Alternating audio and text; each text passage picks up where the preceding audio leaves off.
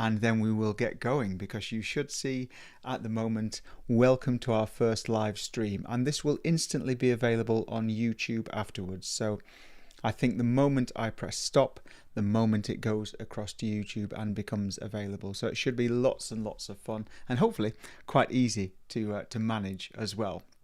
I'm going to just step straight into it, because I've set this up to be, I suppose, a little bit of a faster pace, but also to share some really interesting images, or what I feel are really, really interesting images from COVID. And the reason this came about was because wonderful Leanne Trivett S asked me if I would be part of a presentation with her, our presentation series, and she wanted me to share some of my images which tell a story, or some of my images which are part of a story.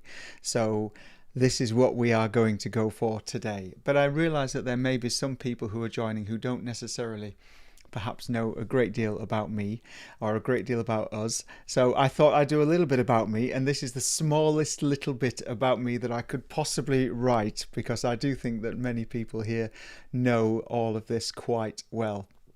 So my name's Mark, and if you're joining for the first time, I host a wonderful, wonderful photography community called Camversation. And part of the reason that COVID is so important to me is that actually it was the start of Camversation. It was that time when photography clubs and the world shut down, but I still wanted to keep learning and keep enjoying photography. So I set up Camversation nearly 5 years ago now, and it is still going strong. In fact, yesterday was the 5th year of the COVID lockdowns, or the 5th year of the COVID sort of emergency, if you like. So really well-timed presentation. I would like to say that I planned it in advance, but I absolutely didn't. It was just fortuitous that we're at that 5-year point. So on the right hand side, you can see the kind of photography that I normally do. I normally do street photography. I normally walk around environments and look for interesting people, not necessarily interesting sort of facially or perhaps just what they're wearing, but what they're doing and their situation in the environment. So a lot of my photography historically has always been based, and indeed still is, on street photography. But during COVID, when I wasn't able to do a lot of that, my photography developed and changed to be much more of a storytelling. So I'm just going to give you a really quick couple of run-throughs of my I suppose what I'm relatively better known for, which is my street photography and capturing these kinds of images. In this case, this is actually in central London, full of a busy environment, lots and lots of people all over the place. And Jamie, my wife, who's actually on the call now, she and I were coming back from a theatre trip, I think, and I saw this person just on the right hand side walking down, as I was walking down some steps, and I snapped it with my mobile phone. An awful lot of my photography is done with my mobile phone, and I tend to try and capture images that convey a sense of feeling or a sense of emotion, or things that actually tell a story. So again, in people who are perhaps quite isolated in the environment, people who are on their own, or people who are conveying something that I hope we can all understand. I'm not going to go through these all in a huge amount of detail, because I'm going to get to my COVID photography, but I hope you can see from a few of these that I tend to be quite different from a majority perhaps of street photographers, now, in that I tend not to capture a huge amount of the scene in my street photography. I tend to go for much more focused, specific elements that help to tell a story, and I suppose that's what's conveyed in my COVID photography as well. So everywhere I go, I've got a camera and I'm thinking, what can I take? Is this a good environment? What's here? What's not here? And this is possibly one of my most fortuitous photographs. I walked through an underpass, saw this wonderful graffiti on the floor, waited less than 5 minutes, and someone walked through with that jacket on. And I think often we overlook the obvious images because perhaps we're trying to go for something that's really, really powerful or really of high impact, and we often miss some of the simplicity that the environments offer. An awful lot of my images also use a lot of geometry. This is a really prime example. Every time I look at this image, it almost makes my eyes hurt. because of the fact that building behind is just so difficult to look at for any period of time. But it's these kind of images that really jump out at me, because I hope that they begin to tell a little bit of a story as well. And I try to find stories in almost everything I take. I'm not always successful. I don't always see stories in every image, but I often try and find something that I hope lets people see more in the image than perhaps they may do if they were just walking past. A lot of it is just being in the right place at the right time, but I think you have to put yourself in that right place at that right time in order to grab some of these images as well. So historically, or indeed even now, lots and lots of my street photography tends to be around the environment, tends to be around people captured in their environment, hopefully doing something that they do day to day that really makes them stand out as well. I love this one. If you've not been to Margate in Kent, please do so if you get a chance. There are so many wonderful opportunities for street photography down there. Every time I go, I get something really interesting. And I am a bit of a lurker where photography is concerned. I find something that might look fascinating, find something that might look interesting, and then I wait. Sometimes opportunities do just present themselves though, so even when you're walking in a car park and you can see something that looks a little bit interesting, I try to capture most things that perhaps jump out a little bit. And this is where it took me to my COVID project. I didn't think of it as a project at the time, and I'm not sure many of us ever would have thought about it as a project at the time, but as COVID locked us down, or as the government locked us down in order to protect us from the virus, or the various viruses that were going around at that time and the various strains, I realized that we all had a shared experience in COVID, during COVID. And whatever your views are on how it was handled, the management of it, or the expectations in various countries, and lots of people experience different amounts of lockdown and different severities of lockdown. It's perhaps the only single experience that almost everybody has shared in one way or another, to greater or lesser extent. And I think it's the same across almost everyone we meet in life. We have something in common, and that something is COVID. And this made it special for me, at least, because I realized that it would enable me to take images that meant something to other people without having those obvious elements that I always used to look for. So most of these images were taken in lockdowns, and most of them probably within 20 to 30 minutes walk of our house, because we live in Faversham in southeast England, and we were allowed to go out and exercise for 1 hour a day. So during that 1 hour a day, I changed my photography quite a lot, and I started to record what were really mundane things, or became really mundane things, but at the time they seemed so unusual. In the UK, or at least in England, we all received a letter from the Prime Minister who was telling us all to stay at home. And when we got this letter, I was actually just that morning reading this book with my son, Stuck. And if you've not had a chance to read it, I suggest you do. It was just absolutely fortuitous that was also on the table when this letter arrived as well. But it started to make me think that this was such an unusual time, or it was going to be such an unusual time coming up, that perhaps it had some value in recording it. So I started to record the mundane. I started to record the things that were happening every day, almost once or twice a day, taking 1 or 2 pictures every day. And it got really hard, because I thought to myself, these aren't really that interesting. These pictures aren't setting my world on fire in the same way that my ordinary street photography would do. I go out and I take pictures in the street and I get really engaged by it. I didn't find this at the time anywhere near as engaging, but I felt that I had to continue doing it because I was sure it had a value. And looking back now, after 3 to 5 years, these images seem really unusual now. You know, the fact that we spent every single day talking on Zoom or on Skype to relations all over the world, we just took that for granted. We got so used to doing it, and it became our ordinary thing, our standard routine in a morning, as we walked around seeing signs on people's doors that told you that they were self-isolating, or told you that they weren't able to come to the door. And it started to show me that the world was changing, and even Faversham, which is quite a relatively small town in the UK, it was changing drastically.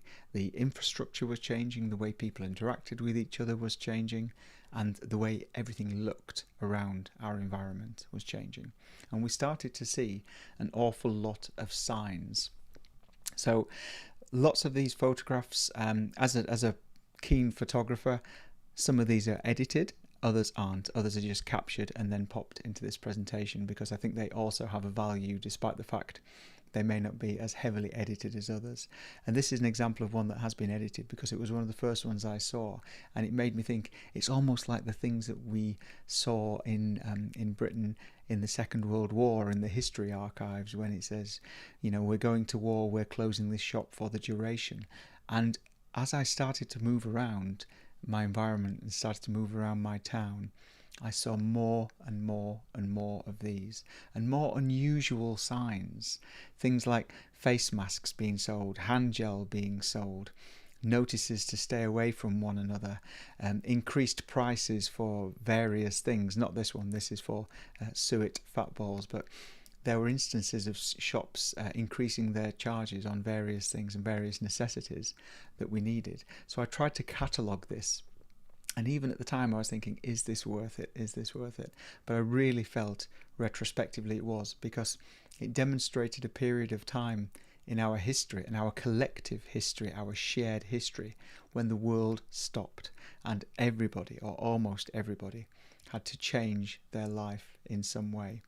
And as I walked around, just to remember that Faversham is a small place, perhaps 15,000 people, I could have photographed 50 signs like this, and they were all different, and they were all conveyed someone's emotion in them. And I'd read each and every one of them thinking how the people must feel that they had to write this, not knowing how long it was until that front door was going to be opened again, or not knowing how long it was, or if indeed it ever was going to be opened again at some time. And what I found really fascinating, there's my son in the background there on his balance bike, because it was a bit of our exercise out. What I found really interesting, or tragic, or fascinating, I'm not sure what the best phrase is, but what I found really interesting was the fact that as well as shops that were closed and the kind of amenities that were closed, lots of other amenities were closed, and lots of other places where people went for consolence and elements where people went together to share. In this case, all of the churches in England were closed as well. And so the places where often single people would go to gather, or people who may be lonely or on their own in some way would go to gather, it was all closed for everyone. And I think it really introduced a huge notion of loneliness into the collective psyche of the country, because people who had perhaps their only outlet was to go and sit in a church, or go and sit in a cafe or a shop and chat to people, everything was gone, absolutely everything, in a really quick foul swoop. Everything closed. And I just found this fascinating, and I knew I had to try and capture it in some way. And instances of this where, and I'm not going to be political here, but where different people responded to COVID in different ways. And as I started to move around more and photograph signs more, the first part of this is quite a lot about signs, and then I move on. But as I started to photograph signs more, I realized that people were demonstrating how they were feeling about COVID, or how they were feeling about government orders, in the signs that they wrote. So some signs were very general, sort of stay indoors, look after yourself, etc. Others had elements like this, using this language of plague. And I think this language of plague and infection was really rife where we are in the UK. This notion that you couldn't go near anybody. And I'm sure that there are people here today who possibly crossed over the road to make sure that they didn't walk anywhere near someone if they were about to walk past them. And I saw this all the time when I was walking around. People would literally cross over the road to be 15 or 20 meters away from you, because the fear that was involved at this time was absolutely terrifying. So this notion of plague was absolutely evident everywhere. And you may have seen these. This is in this case, this is a bank that actually closed down soon after COVID. This one in, one out policy. And the first time I saw this, and this being policed, whereby there was a member of staff near the door and they were counting people in, counting people out to ensure that that there were no more than 2 people or no more than 3 people in the shop at any one time. And it started to change how we interact with each other. It started to change how we moved around the town. We started to perceive threats or perceive areas where we would be close to others, and it started to affect how shops did business. People would walk in and they would look and they would go, "Oh, there's 3 or 4 people in there. I'm not going to go in." And now you would walk in and there might be 10 or 15 people in the same shop, but at the time we wouldn't. We'd stand outside, we'd move away, etc. It was such an interesting time, and this became our standard I suppose, instruction in the United Kingdom, or at least in England, to stay 2 meters apart from one another. And I'm going to go into some examples of what 2 meters apart looks like, at least in England, in some of the later photographs. But backed up on the right hand side, that don't enter if you've got any symptoms of COVID-19. And the symptoms of COVID-19, what were they? So they were coughing, they were sniffing, etc., having a cold, having a sore throat. And then you began to feel so self-conscious when you walked, if you were within earshot of anybody, if you happened to cough, or if you happened to sneeze, or if you happened to wipe your nose, you began to feel like you were ostracized for that, for having a cough or a cold. You began to feel that you were being judged for that. And so these signs for me mean more than just stay out of this shop or look out for this, but it also reminds me of how I felt around that time. I was unlucky enough to have COVID twice, and I know some people had COVID several times. But I'm sure we all experienced, perhaps, whether you had COVID or didn't have COVID, if you coughed or sneezed, people looked at you and responded to you in a different way. So signs, I think, reflected elements of the time as well. This photograph I took at Sainsbury's, and Sainsbury's contacted me and asked me if they could use this in their social media campaigns. I have no idea why they would ever want a picture of a sign outside of a Sainsbury's, which is a supermarket in the UK, for their social media campaign. But every single element of our lives was touched by COVID. So we weren't able to just go and get a trolley or a basket when we went shopping. We had to go and get one that had been sanitized, which meant we then had a system and a policy for how to handle our trolleys. So we couldn't just put them back together at the end. We had to pass them to a member of staff who had to sanitize them and then put them somewhere else as well. So it added so much more to our days and so much more complexity to our lives and so much more to think about. And now we look back and we can hardly even remember this happened. But this is perhaps one of the things that really stood out to me, is that as well as looking at the signs in shop windows, I started to notice how the infrastructure had changed quite a bit as well. And I'll give some more examples of that. This is Faversham's public notice board. Now, you can read that.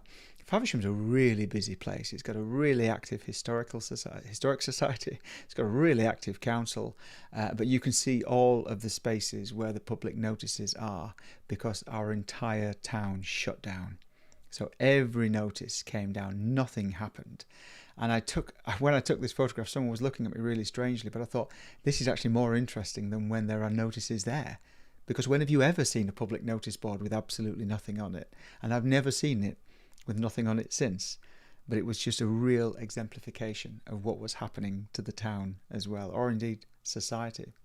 And I'm sure we all remember, or many of us remember, these kinds of things that are painted on the floor, and there are still some of these around, legacy bits of artwork on the floor like this, where we were told to keep 2 meters apart.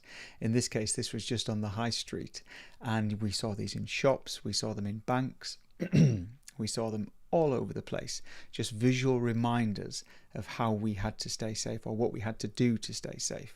And this part of life really, really captured me, because I thought, if I start taking photographs of the kinds of things that we had to change during COVID, people won't believe these in a few years' time. So I took a photograph of this, and I'm sure this is a similar kind of thing that happened to lots of different places around the world, at least, or around the UK at least, possibly around the world, is we started to have signs posted all over the place to remind us to look after ourselves, look after our National Health Service, avoid pressure by catching the disease and then going in to intensive care or going into accident and emergency. So basically stay out of the hospitals. And these were plastered everywhere. So I started to see them on benches, I started to see them in doorways, etc. And it became, the restrictions became part of our day-to-day lives, and we got used to them so quickly. It's phenomenal to even look back at them now. So I'm going to show you a picture of a toilet next. Now bear with me, because I know that 80% of the people who come to Camversation, possibly 90%, are women. So you may not have spent too much time in men's toilets. But this kind of thing was going on in men's toilets. So we have a urinal here, and there are two urinals next to one another. So in order to not catch the virus, or in order to protect yourself, you weren't allowed to wee next to someone else. And this kind of thing, when I first saw this, I mean, I started taking photographs when there was no one there, by the way. I certainly wasn't there with anybody else when I did this. But I thought, we're going to look back on this and think, why did we tape a urinal up and stop people weeing in it? What is it about that? What is it about that decision that made us think? But we were all acting like this, and photography at the time, or my photography at the time, reflected this so much. Benches in Faversham that you were only allowed to sit on one side of the bench for, just in case someone sat next to you who wasn't part of your family or wasn't close to you and didn't have anything to do with you. Perhaps they may have been a carrier, and so you didn't want to be sat next to anybody. So legislation meant that all public areas were restricted. So benches became restricted. You weren't allowed to sit next to anyone on a bench. And this became normal. So excuse the mirror reflection here. It does make me look a little bit strange, but there were quite funky mirrors in this. But when you wash your hands, you weren't allowed to wash your hands in the middle. You had to wash your hands at either side because they were 2 meters apart.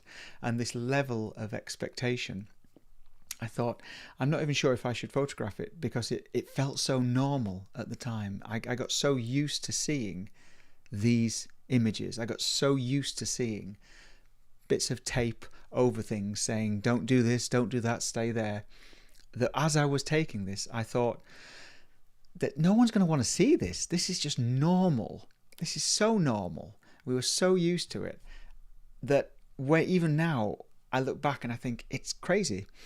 It's bonkers that this happened to us, and it's almost like a distant memory now, despite the fact it is living memory, but it feels so long ago. And here, a quick shot of this one, but a circle painted around a parking meter in Faversham town centre. So don't go anywhere near someone else who is buying their parking. There's no discussion about how, or no concern about how we're going to wash our hands after we've all 350 people a day have touched those buttons and pressed on those, slid the coins in and done all that. There's no discussion on that, but for goodness sake, please do stay 2 meters away from someone at the time. And examples of that just flowed, absolutely flowed in my photography at the time, and flowed in life. Again, hand dryers. These hand dryers must not have been any more than 30 centimeters apart from each other, but you weren't allowed to use the one in the middle. The one in the middle was still switched on, you just weren't allowed to use it. And so these expectations just absolutely became normal. And I started to photograph as well how people interacted with things. So example here of Remain queuing up to get into the supermarkets, and in the UK we had a strict rule, or lots of supermarkets had a strict rule on how many people they could have in the supermarket at any one time, based on how big the supermarket was, the square footage area, etc. So there was someone counting you in and counting you out, to the extent where we had a queuing system that went all the way around things. And even inside those supermarkets, signs representing how far you had to stay away from each other. And now I hope, as a photographer, and I know there are lots of photographers here, that you can appreciate why I took this, because the sign says stay 2 meters away from each other, but all those people in that photograph are all closer than 2 meters. They're all just 1 or 2 centimeters away from each other. So I just had to take some of these images. And again, everywhere had queuing systems, absolutely, and we got used to standing outside in all weathers, queuing up sometimes 100 people deep, trying to get into places while we were counted in and counted out.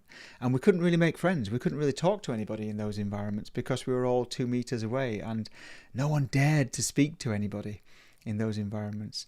But it was really quiet. I've just spotted a comment in the chat saying about how quiet it was during that time. I think that for me, the highlight of COVID was the fact there was so little noise, so little traffic, so little noise. It was the safest we've ever felt walking around streets or crossing the road, etc., because there was nothing or very little around. And I've got a quick clip of that later as well. And this kind of thing, this notion of staying apart from each other, became a big part of my photography as well, because I'd captured the signs, I'd captured a little bit of the infrastructure, so I then started to concentrate on the people. And this is Faversham Recreation Ground. It's absolutely huge. I could have taken any one of 50 people doing this. They were all spread out, and I've got some examples of this later, but all spread out at 2 to 5 meters away from each other, not clustered together at all. And the entire recreation ground was full of people who'd just been almost put out in a grid-like pattern. It was just fascinating to see how people changed their behaviour patterns for this, to the point of walking around people in squares to get around them. And this example of how people responded to expectations and how people responded to restrictions, again, just one example of make sure you are 2 meters apart. So people who need medicine, people who still had to access their GP, all of these things still had to happen, but we had to change the way that we did it. So queues stretched right around street corners, sometimes for 100+ meters long, around some of the areas that were very busy with regards to the pharmacists and so on. And we just got used to it. We just became so used to it. And then I started to look, after I began thinking about how people were responding to it when they were outside. As part of our daily walks, we actually learnt so much more about our area the more we walked, because we explored places that we had never been to before. And we'd lived in Faversham for 3 or 4 years by that point, perhaps. We'd never been to some of the places in Faversham because we'd just not walked around there. So every day on our daily walks, we found a new route and we explored lots of different areas, every street, every nook, every cranny. And I started to catalogue how people were responding to the virus as well. And this kind of example was really, really prevalent. So signs made by children: don't come in our house. This is to stop people coming in their house, to stop the germs coming in their house. But a lot of the signs were made by children, and it always made me think about those conversations that parents had with children to explain what was possibly going on. My wife is really wonderful with our son, and she's talked about the nasty germ, but I was surprised at how many posters were made by children as I started to walk around. And we started to see some really fascinating signs as well. So it's tricky to see this one, and I didn't want to hang around too much on this person's, just in front of this person's house taking this photograph. But this says, no visitors, don't want to catch nothing. And this was really standard practice. Lots of signs saying, stay away from me, stay away from us, keep your germs to yourself, I don't want to know you, I don't want to know anything about you, I don't want to have anything to do with you. And as a society, I would like to think that the English, the British are relatively friendly, perhaps, relatively open to discussion, relatively open to chatting to each other, but not during COVID. All of that social interaction just changed drastically. And signs started to appear all over the place like this as well.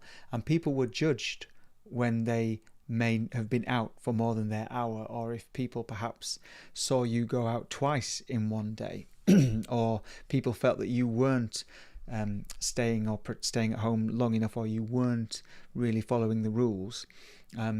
People became really quite ostracised for that in the UK.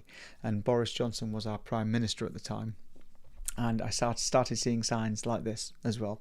So Boris stays home. you may want to have a look at what happened during the Boris Johnson premiership, which is why this is a little bit ironic, this sign, but I'll keep the politics out of this. But this is a woodland, a public woodland that we were allowed to visit quite close to where we lived. And the sign on the right hand side says, stay apart, don't get close to each other, make sure you're social distance. And then someone else has added a little bit of graffiti that says the same thing. And this notion of protecting yourself and staying away from one another and isolating yourself in order to stop the spread was everywhere. This always absolutely shocked me about putting the toilet lid down before you flush, because you may potentially spread COVID-19. It felt like every element of our life was based around this notion of protecting yourself and protecting others and containing the spread or reducing the spread. So on our daily walks, I started to notice the isolation in lots of examples as well. So this is us on one of our daily walks out, and I noticed that we were very often the only people that were out and about. We were very often the only people that were down our street doing things. We live in an area where there are an awful lot of vulnerable people, an awful lot of elderly people where we are. So a lot of those people never actually came out a great deal during COVID and felt really isolated and really, really alone. So I tried to convey a little bit of isolation in some of my images as well, but also a little bit of the fun things, because there were some really hilariously crazy things that happened during COVID and that we look back on now and can hardly believe even did happen. So I'm not sure what it was like around the world, and I would love to know, but there was a toilet roll shortage, among other things, but there was a toilet roll shortage in the UK, and people were bulk buying toilet rolls to the point where they were restricting the number of toilet rolls that you could buy in supermarkets, because people were just loading their trolleys in case we weren't able to get hold of toilet rolls anymore. So I love this sign, save toilet roll, use socks instead. And I started to see examples of this kind of humour all the way around. And again, I've got several examples of toilet roll shortages, pasta shortages, all kinds of things where people said, no toilet rolls left in this van overnight, so please don't smash into it. Never mind the tools, never mind whatever else may be in here. It's the toilet rolls that are the really valuable thing. And I suppose if you're really desperate, they are the really valuable thing. And as I walked around, I also saw elements of how the society had changed and how the environments and the communities had adapted to meet the new changes. So this is relatively close to where we live as well. And because lots of people found extra time to walk their dogs and obviously had to take their hours exercise, lots and lots and lots of people were walking dogs during that hours exercise. So I started to see random acts of kindness like this, where big dogs were allowed to drink and small dogs were allowed to drink as well. Obviously the irony is not lost on the danger of death sign, so as a photographer that really appealed to me. But random acts of kindness and also how society changed around us was fascinating. So because society ground to a halt, charities really, really struggled in the UK. We weren't allowed to donate clothes or belongings that we would ordinarily, because they had no staff to go and collect things. It was only key workers, or who the government decided that were key workers, that were able to go out during COVID and work full time. So we started to see things closed off like this, and things pile up and just get ruined. And it was a really sad side of COVID, because I did wonder how much was lost during this time when clothing banks were closed, donations were closed, charity shops were closed, and the entire industry just ground to a halt. Ironically, at the time when most people probably needed it more than ever, it all just stopped. And again, how COVID affected our lives, and this notion of a little bit more of loneliness. So this is a bird observatory, or a bird hut, bird hide, very, very close to me actually. We can walk to it quite easily, and there's a sign across the door saying you're not allowed in. It's an open door, it's a totally deserted hut, but you're not allowed in there because it's considered to be a public place as well. So those restrictions stopped us from doing it. I'm not sure I went in there, even though I knew there was nobody else there. I knew no one would see me, but I still adhered to it. I still did exactly the same thing. And this was a really poignant picture for me.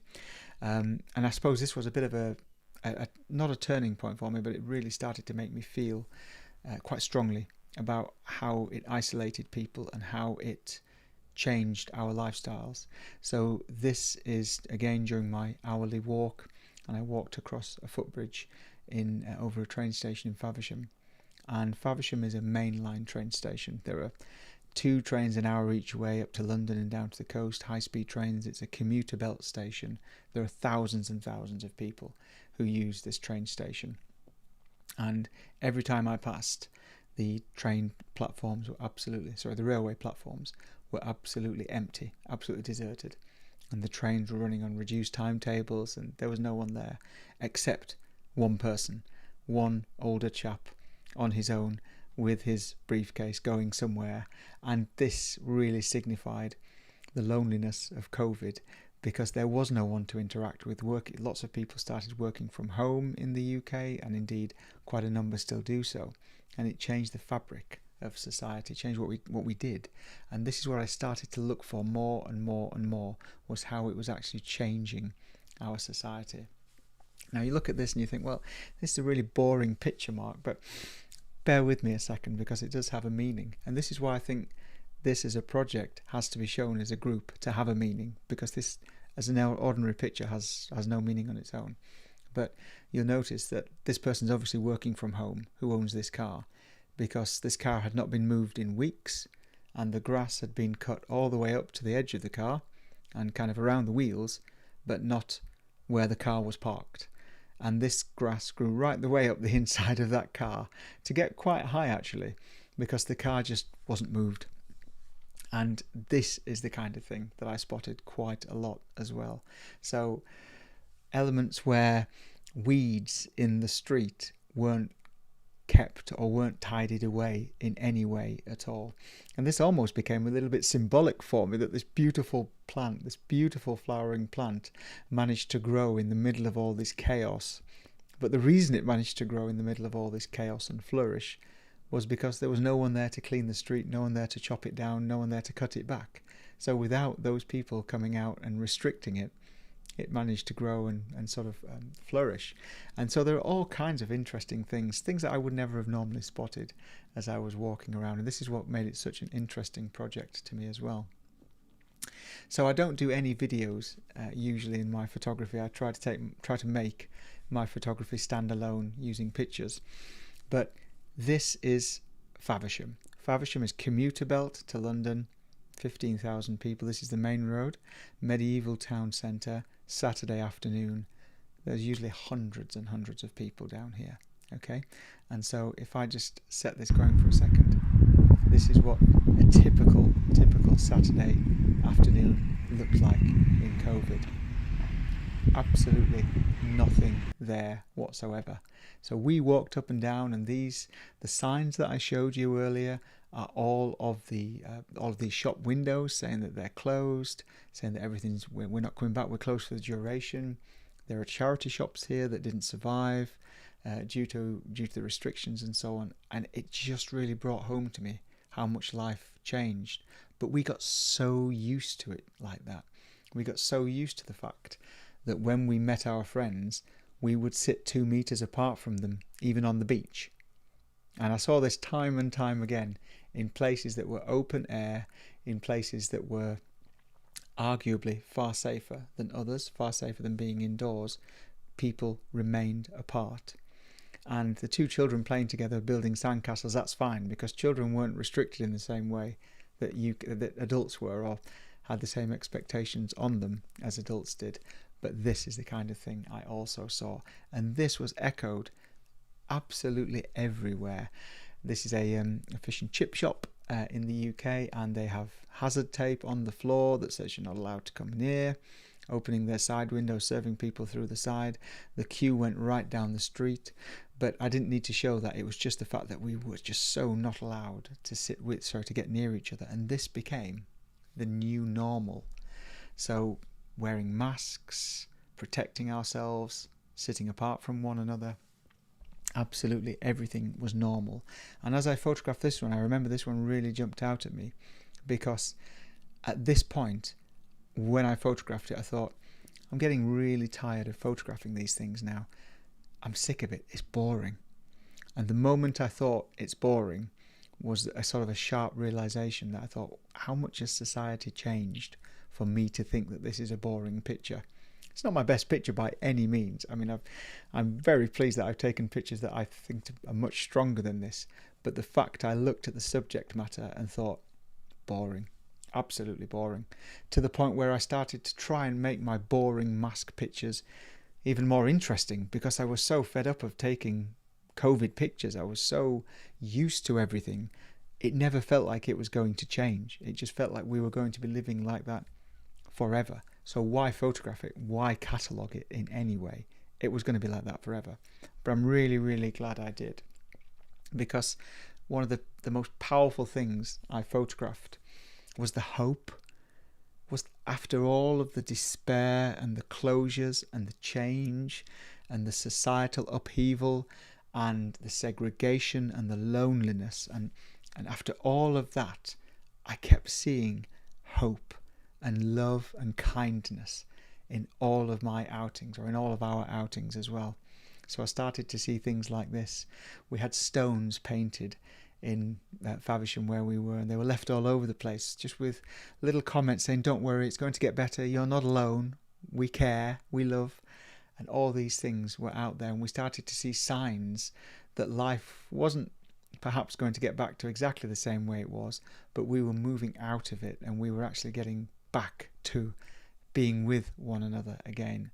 And I started to see imagery that reminded of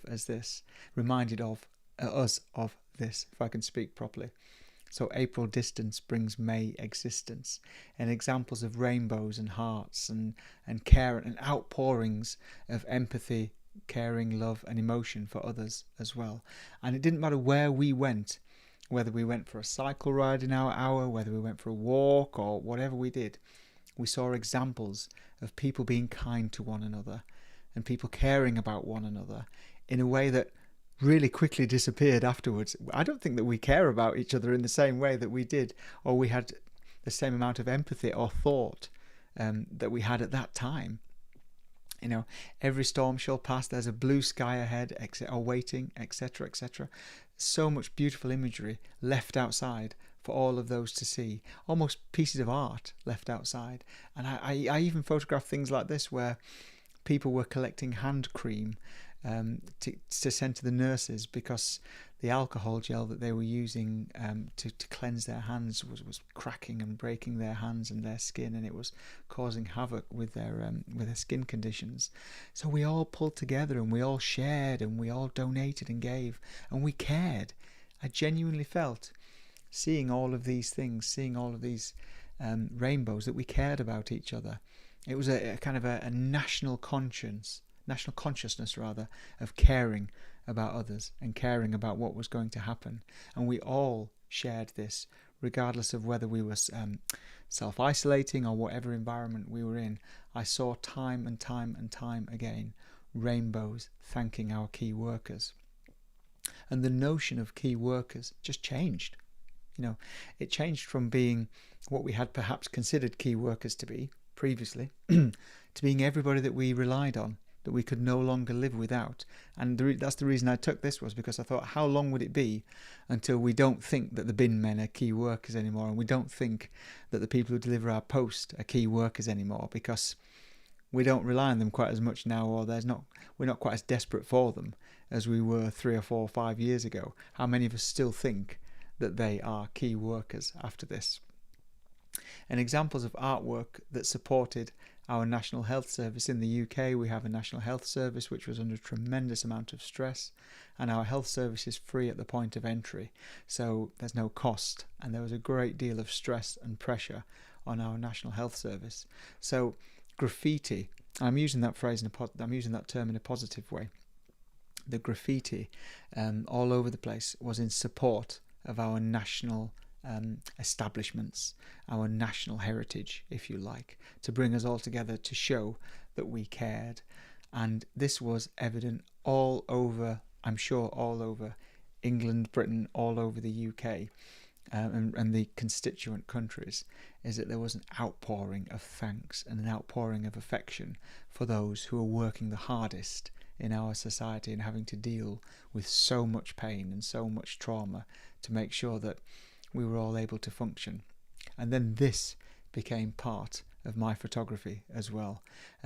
Not necessarily seeking out the rainbows, but just being able to identify and find emotion. Because I would argue, very stereotypically here, that the British aren't very good at doing outpourings of emotion, but it was on display all of the time, and the support for the people who were in those environments was on display absolutely everywhere.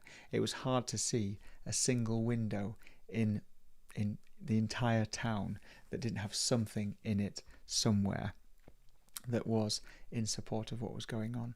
So this then became my hope section, really, and we're very close to the close now, so thank you very much for coming along. I do appreciate it. I have no idea how many people are here, but thank you very much for coming along, because I am going to close on some of the more emotional pictures I took and some of the things that I saw in windows that really stood out to us as well after we'd got past, or we were getting through the heartache and the separation and the anxiety and the change, was things like this.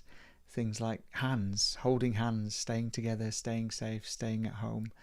And ultimately this one, which is actually my penultimate slide, this was actually in a nursing home, which were the hardest, or people in nursing homes were perhaps the hardest hit in the UK out of the general populace, because there were severe restrictions imposed upon who could visit nursing homes and the availability of support in those nursing homes, especially as staff were falling ill with COVID, etc. And there was a huge amount of emotion in the UK about what was happening to our older generation. And so these few notes that I started to find all over the place just really sang out to me as well. And it made me think that it was a horrendous thing to go through. It was absolutely horrible to go through, and I would never wish it on anybody on the planet. But we were all in it together, and this is my final slide. And I think what I'd like to say just before I go through this is that what started with cataloguing interesting things I saw in the street and interesting stickers turned into so much more than that, and it became a really interesting, at least a really interesting project for me in how we interact with each other, how we behave, and how we as a society support or avoid each other. And so I just love this bit. So we're not all in the same boat, but we are all in the same storm. So regardless of social class, status, environment, you may have experienced COVID differently, but you all experienced COVID in some way or another. And that's why I thought it was really fascinating to put this kind of thing together to share. And if you are on Camversation, if you're part of Camversation, you'll know that we have a really lovely, lovely community of people on Camversation. I would love to see different images that people took of COVID as well, that were similar or different to mine. I mean, it's just such a fascinating time. And this possibly only represents 30%, maybe 35% of the images I took, because I was just photographing everything all of the time. And I stopped for a couple of weeks just because I was bored, and then went back again. And as I was putting this together, I just typed into my Google Photos 2020, show me all the pictures in 2020, show me all the pictures in 2021, and I started to see pictures that really tugged at my heartstrings, such as my son on the iPad talking to his nana or talking to his grandma because he wasn't able to go and see his grandma that was just 40 minutes down the road, or talking to friends because we weren't able to just go and do that. And how many of us were jumping up and down to Joe Wicks and various other health and fitness things in our rooms because it was just so normal. So I would love to see, absolutely love to see some more images of that as well. And so that is all that I have for my session today. I'm going to thank you so much for coming along. First time I've ever done anything on YouTube, so quite scary, but really great of you to come along and support me, supporting each other. Thank you so much. If you think anybody else would be interested in this, please do feel free to share the link. It will share the video afterwards as well. And otherwise, I look forward to seeing you at a presentation in the future. And thank you to my wonderful wife for being there and supporting it all the way through as well. You are all wonderful. Take care.